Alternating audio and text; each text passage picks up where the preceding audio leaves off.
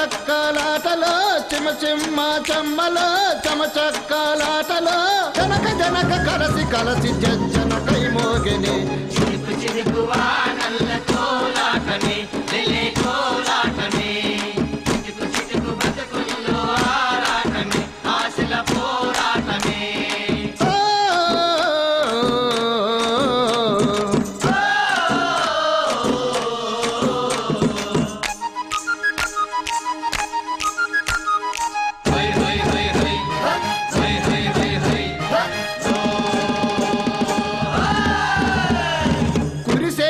తొలకరిలో చిందు తొక్కాల ఆహా చిందు తొక్కాల కురిసేటి తొలకరిలో చిందు తొక్కాల ఆహా చిందు తొక్కాల మజ్జి చేప కాల్చుకుందామా ఇంత కళ్ళు తెచ్చుకుందామా చిలుకు చిలుకు వానల్ల కోలాటమే లెలే కోలాటమే చిటుకు చిటుకు బ్రతుకుల్లో ఆరాటమే ఆశల పోరాటమే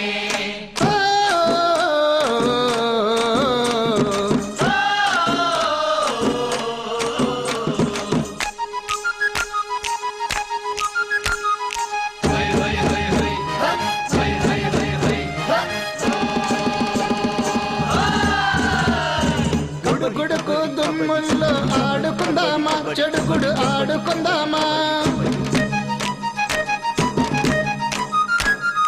గుడుగుడుకు దుమ్ముల్లో ఆడుకుందామా చెడుగుడు ఆడుకుందామా ఆటలాడి అలసిపోదామా బాధలన్నీ మరచిపోదామా చుక్కలన్నీ అల్లుకుని మల్లెల వాల మల్లెల మాలల వాల పత్తి పూల నవ్వులన్నీ ఎన్నెల వాల ఎన్నెల సిగ్గుల వాల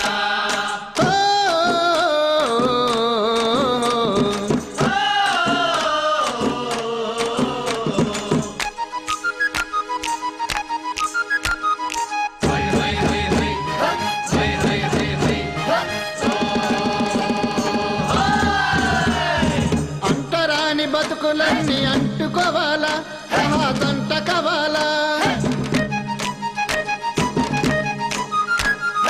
అంటరాని బతుకులన్నీ అంటుకోవాలా దంట కావాలా జోడెడ్ల బండి కావాలా దండెనక దండు కట్టాలా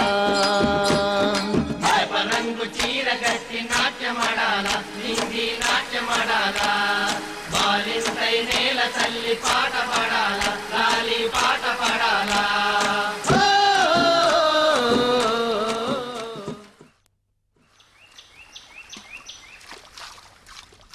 అంటరాని తనానికే కాదు పనికిరాని తనానికి కూడా మాదిగ సంస్కృతిలో చోటు లేదు. సమాజం చెత్తగా పారేసిన వాటి నుంచి చెప్పులను డప్పులను అనేక వస్తువులను తయారు చేయటం మాదిగల గొప్పతనం. తమ పెద్దలు పట్టించుకొని పొట్టిచ్చురును కుండమూతికి బిగించి చిన్నారి డప్పును తయారు చేసుకోవటం మాదిగ పిల్లల ప్రత్యేకత. నేను నేర్పరిని, నేను గురువుల్లో గురువును, నన్ను గురించి నేను తెలుసుకున్న మహామాంత్రికుణ్ణి, కాల్పనికత సింహద్వారం మీద ఎగరేసిన గెలుపు జెండాను. తోలును తయారు చేయటానికి మాదిగలకు 2 రకాల పద్ధతులున్నాయి. దూడ చర్మాన్ని సలపతీసి చిర్రకొట్టి బూడిద రాసి ఎండబెట్టి డప్పుమూతకు ఉపయోగించడం మొదటిది. రెండవది గొడ్డు చర్మానికి సున్నం పట్టించి శుభ్రం చేసి తంగేడు చెక్కతో కలిపి నానబెట్టి రోకలితో ఊని ఎండిన చర్మంతో చెప్పులు, ఎద్దులకు మువ్వల పట్టెళ్ళు మరియు ఇతర వస్తువులు తయారు చేయటం. సత్యనారాయణ కోసం కాటికాడి పోయినా నా డప్పు కావాలి, పెళ్లికాడి పోయినా నా డప్పు కావాలి, ఏదైనా వినోదం చేసుకోవాలా, జాతరలు చేస్తున్నారంటే నా డప్పు కావాలి.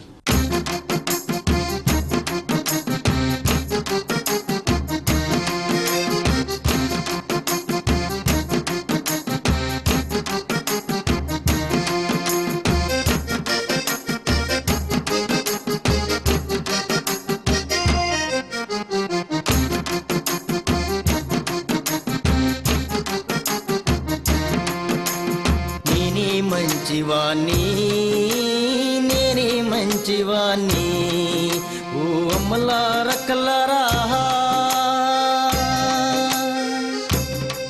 హే నేనే మంచివాణ్ణి, నేనే మంచివాణ్ణి.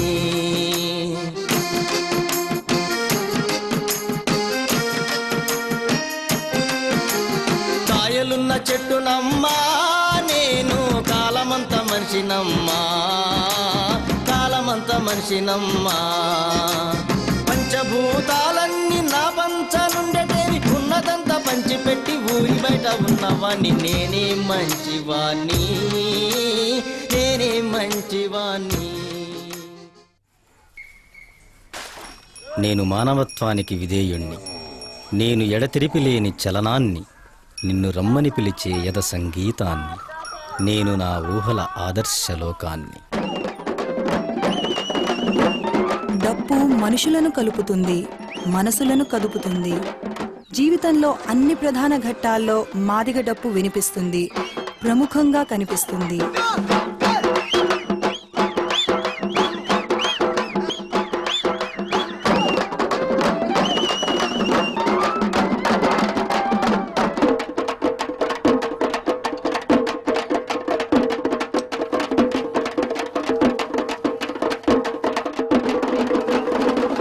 మొదటి నుంచి కూడా మా తాతల కానించి కూడా ఈ బంధం విడిపోయేది కాదు.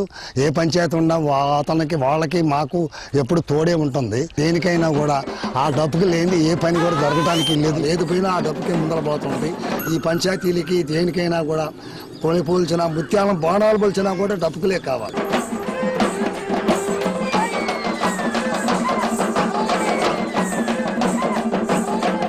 డప్పు దరువులకు దేవత దిగివచ్చి బలిదానాన్ని స్వీకరిస్తుందని, దీవెనలు అందిస్తుందని ప్రజల నమ్మకం.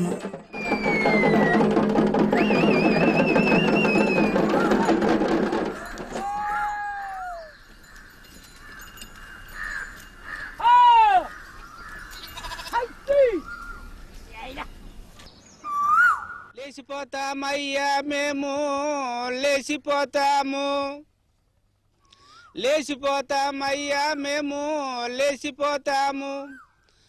మాత్మైన మా గంటి నుంచి కొరకతో కొండూరు చేరి, మాత్మైన మా గంటి నుంచి కొరకతో కొండూరు చేరి, రాజబాట తీసుకొని రావిరెడ్డి పెళ్లి చేరేనయ్యా. ఆధిపత్య కులాలకే కాదు, వెనుకబడిన కులాలకు మాదిగలంటే లోకువే. డప్పుకు సంబంధించిన చెక్క పనిని సాధారణంగా వడ్రంగులు చెయ్యరు. డప్పుకు అవసరమైన చెక్క కుదురును తయారు చేసి ఇచ్చేది మాదిగలకు చెందిన మాస్టీనీ కులస్తులు. మా కులం అనేదయ్యా మాదిగ మాస్టిని. మాదిగ వారిని అడుక్కొని మేము తేగాలు అడుక్కొని బతికినటువంటి వాళ్ళం. వారు పంచల్లాలనే ఉండి వారి దగ్గరనే గంజి దాగి మేము అక్కడనే బతికినటువంటి వాళ్ళం. మా కులంలో వడ్ల భక్తుల దగ్గరికి ఒక పిల్లగాడు పోయి, ఆ పిల్లగాడు అక్కడనే సెట్ అయిపోయి ఆ విద్య నేర్చుకున్నాడు. ఈ పనిలో పైకొచ్చి త్యాగాలనేది మానేసినాం. కానీ మా మాదిగ కులం అనే దాన్ని వాళ్ళ ఇంటికి పోకుండా, వాళ్ళ తోటి ఉండకుండా మా తీరుకు మేము ఉండటం అనేది ఈ రోజు వరకు మానలేదు.